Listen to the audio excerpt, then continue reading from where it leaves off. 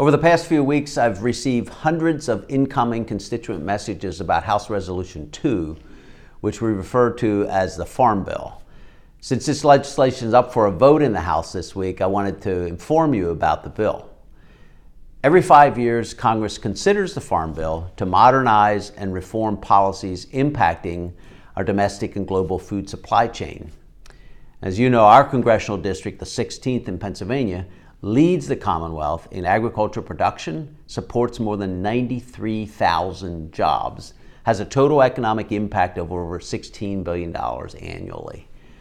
At the same time, the income of farmers in this country is at a 12-year low, and many today are struggling to get their products to market and keep their farms in business.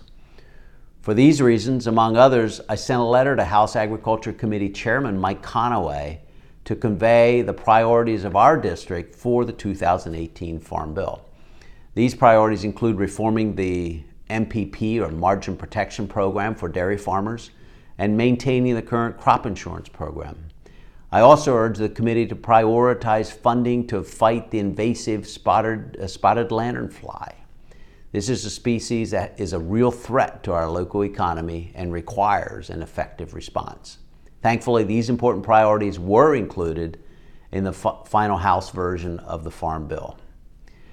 I've heard some concern from some of you about the proposed changes to the SNAP program, or the Supplemental Nutrition Assistance Program.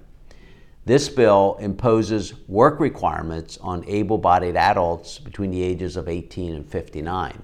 There are exemptions for caretakers, for children under the age of 6, pregnant women, mentally or physically disabled individuals, and for seniors. In my view, this is sound public policy and one of the best parts of the bill. All of us want to help those who really need it, but the real goal should be to move people to a place where they don't need to rely on the federal government. The best outcome for them is to be connected with a good-paying job, and will require steps in that direction for anyone who is able. Let me be clear. In no way does this change or reduce the total amount of SNAP benefits. In fact, this bill was scored as budget neutral by the House Ag Committee. Also, this is important, this bill will provide nearly $1 billion annually for employment and training programs. That's an increase from just a few $1,000,000 previously.